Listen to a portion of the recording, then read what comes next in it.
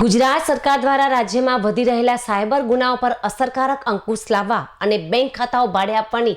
ગેરકાયદેસર પ્રવૃત્તિને નાથવાના ઉદ્દેશથી પાટણ જિલ્લા સાયબર ક્રાઇમ પોલીસ સ્ટેશન દ્વારા ઓપરેશન મ્યુઅલ હન્ટ 2.0 શરૂ કરવામાં આવ્યું છે। આ અભિયાન અંતર્ગત સાયબર પોલીસ ભારત સરકારના સમન્વય તથા NCCRP પોર્ટલ પર ઉપલબ્ધ માહિતીનું વિશ્લેષણ કરીને ધી હારીજ નાગરિક સહકારી બેંક લિમિટેડ તેમજ હારીજ ખાતે ખોલવામાં આવેલા મોટા કરંટ ખાતાઓની તપાસ હાથ ધરી હતી। આ તપાસ દરમિયાન કુલ 13 મ્યુઅલ એકાઉન્ટ્સમાં રૂપિયા 398.43 કરોડના ગેરકાયદેસર નાણાકીય વ્યવહારો અને દેશના વિવિધ નોંધાયેલી કુલ 228 સાયબર ફ્રોડની ફરિયાદો સામે આવી છે। આખા સાયબર રેકેટમાં સંડોવાયેલા કુલ 20 આરોપીઓ વિરુદ્ધ ભારતીય ન્યાય સંહિતા 2023ની વિવિધ કલમો હેઠળ ગુનો દાખલ કરી પોલીસે અત્યાર સુધીમાં 14 મ્યુઅલ એકાઉન્ટ્સ ધારકોને ઝડપી પાડ્યા છે અને બાકીના વચેટિયાઓ સહિત 6 આરોપીઓને પકડવાની તજવીજ શરૂ કરી છે। પોલીસ તપાસમાં બહાર આવેલી વિગતો મુજબ કેટલાક ઇસમો દ્વારા સામાન્ય લોકોને રોકડ રકમ અને માસિક કમિશનની લાલચ આપી તેમના નામે બોગસ પેઢીઓ ઊભી કરી બેંક ખાતા ખોલવામાં આવતા હતા। ત્યારબાદ આ ખાતાધારકો પાસેથી બેન્કિંગ કીટ તેમજ ATM કાર્ડ, ચેકબુક, કોરા સહીવાળા ચેક, મોબાઈલ નંબર અને ઇન્ટરનેટ બેન્કિંગની સુવિધાઓ મેળવી લેવામાં આવતી હતી। આ ભાડે મેળવેલા ખાતાઓનો ઉપયોગ સાયબર ગુનેગારો દ્વારા OTP ફ્રોડ તેમજ APK કે લિંક આધારિત બેન્કિંગ છેતરપિંડી, ડિજિટલ અરેસ્ટ, સેક્સટોર્શન તેમજ સોશિયલ મીડિયા મારફતે થતી આર્થિક છેતરપિંડી અને ઓનલાઈન જુગાર તેમજ સટ્ટા જેવી ગુનાહિત પ્રવૃત્તિઓમાંથી મેળવેલ નાણાંની હેરફેર કરવા માટે કરવામાં આવતો હતો। આ નેટવર્ક પર ત્રાટકીને પોલીસે અત્યાર સુધીમાં 14 આરોપીઓની ધરપકડ કરી લીધી છે। પકડાયેલા આરોપીઓમાં રોહન અશોકજી ઠાકોર,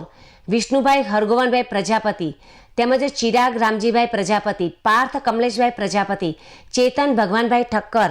અને મહિપત કનુભાઈ પ્રજાપતિનો સમાવેશ થાય છે। આ ઉપરાંત રમેશભાઈ અમથાભાઈ સુથાર, ભરતજી કાંતિજી ઠાકોર, શૈલેષ જગાજી ઠાકોર તેમજ નીતિન શંકરલાલ પ્રજાપતિ, દિનેશભાઈ કનુભાઈ પ્રજાપતિ, ભેમાભાઈ વાઘાભાઈ રબારી, વિક્રમ નારાયણભાઈ પટણી, વસંતભાઈ અમથાભાઈ સુથારની ધરપકડ કરવામાં આવી છે। આ ગુનામાં સંડોવાયેલા અને ખાતાઓ ભાડે મેળવીને ગુનાહિત પ્રવૃત્તિઓમાં ઉપયોગ કરનારા મુખ્ય વચેટિયાઓ સહિત 6 આરોપીઓ હાલ પોલીસ પકડથી બહાર છે, જેમાં દિનેશભાઈ નાથાલાલ ઠક્કર, જયદીપ ઉર્ફે જેડી ઠક્કર, મનોજભાઈ ઉર્ફે લાલો નટવરલાલ ઠક્કર, હાર્લી પ્રજાપતિ તેમજ અને અશ્વિનભાઈ છગનભાઈ ઠક્કરને પકડવાના બાકી છે। ગુજરાત સરકારના ગૃહ વિભાગ દ્વારા જે સાયબર ગુનાઓ થઈ રહ્યા છે એને અટકાવવા માટે અને આમાં જે નાણાકીય વ્યવહારો થાય છે એ નેટવર્કને અંકુશમાં લેવા માટે અને આ સાયબર ગુનાઓમાં જે અકાઉન્ટ ભાડે આપવામાં આવે છે એને કેવી રીતે અંકુશમાં લાવી શકાય એના માટે ઓપરેશન મ્યુઅલ હન્ટ 2.0 શરૂ કરવામાં આવ્યું છે, જેમાં સાયબર પોલીસ સ્ટેશનને અમુક મ્યુઅલ અકાઉન્ટ્સની માહિતી મળી હતી, જેના આધારે અમારા PI અને PSI અને સ્ટાફના માણસોએ એનું એનાલિસિસ કરતા અને ભારત સરકારના સમન્વય પોર્ટલ અને NCCRP પોર્ટલ ઉપર જઈ અને ડિટેલમાં તપાસ કરતાં પાટણમાંથી 13 જેટલા મ્યુઅલ અકાઉન્ટ, જેમાં 398.43 કરોડના શંકાસ્પદ નાણાકીય વ્યવહારો મળી આવ્યા હતા। તપાસ કરતાં બધા જ અકાઉન્ટો હારીજ નાગરિક સહકારી બેંકમાં ખોલેલા હોવાનું જણાઈ આવ્યું હતું। પોલીસે આ વિષયમાં વધુ તપાસ કરતાં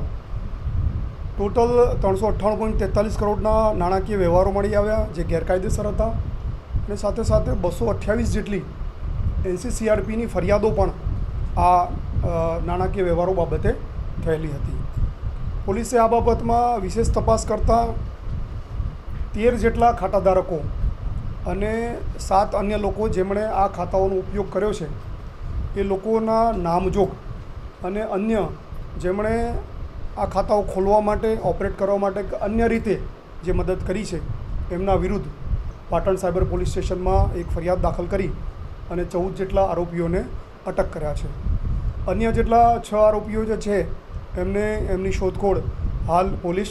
કરી રહી છે। પ્રાથમિક પૂછપરછ કરતાં જે ખાતાધારકો હોય છે એમણે એવું જણાવ્યું કે હારીજના દિનેશભાઈ ઠક્કર, જેમણે આ ખાતા એમની પાસે ખોલાવ્યા અને ખાતા ખોલાવ્યા બાદ જે બેન્કિંગ કીટ મળી એટીએમ કાર્ડ મળ્યું કે અન્ય જે કંઈ એની સાથેના ચેકબુક મળ્યા છે એ બધી જ એમણે પોતાની પાસે રાખી લીધેલી અને આમની પાસેથી એમાં ચેકબુકમાં સહીઓ પણ કરાવી લીધી હતી. અને આ ખાતા ધારકોને મહિને 20,000 થી 25,000 જેટલા રૂપિયા એમને આના પેટે મળતા હતા. આ નાણાકીય વ્યવહારો જે થયા છે એ જુલાઈ 2025માં આ અકાઉન્ટમાં થયેલા હોવાનું જણાઈ આવ્યું છે અને હાલ પોલીસ એમાં ડિટેલ નાણાકીય વ્યવહારો મેળવી અને પૈસા ક્યાંથી આવ્યા છે અને ક્યાં ગયા છે એની ડિટેલ તપાસ હવે કરી રહી છે. આ ફરિયાદ ગઈકાલે દાખલ કરવામાં આવી છે એટલે પોલીસ આમાં ડિટેલ તપાસ કરી રહી છે કે આ પેઢી ખોલાવવા બાબતે અથવા તો બેંકમાં અકાઉન્ટ ખોલાવવા બાબતે પેઢીના કોઈ લોકો કે બેંકના કોઈ સ્ટાફ ઇન્વોલ્વ છે કે કેમ એની તપાસ હાલ કરી રહી છે. આ લોકો ઉપર અત્યાર સુધી કોઈ ફરિયાદ દાખલ કરવામાં નથી આવી. જે 7 લોકોની વાત કરી કે જેમણે આ અકાઉન્ટનો ઉપયોગ કર્યો છે તે લોકોના નામ આપણે ફરિયાદમાં લખ્યા છે. દિનેશભાઈ નાથાભાઈ ઠક્કર મૂળ હારીજ,